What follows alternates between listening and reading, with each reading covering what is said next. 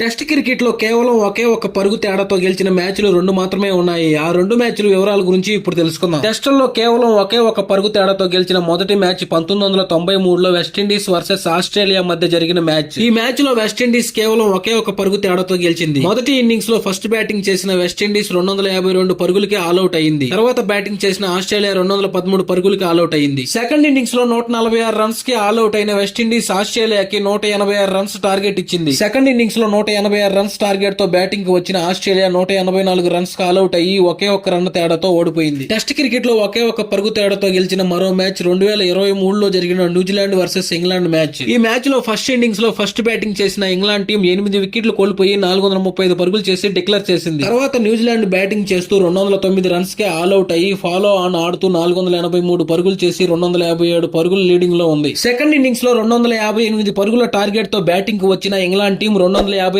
పరుగులకే ఆల్అౌట్ అవడంతో న్యూజిలాండ్ ఒకే ఒక పరుగు తేడాతో గెలిచింది. ఈ రెండు టెస్ట్ మ్యాచ్లు మీలో ఎవరైనా చూసుంటే వీటిలో మీకు ఏది థ్రిల్లింగ్ అనిపించిందో కామెంట్ చేయండి.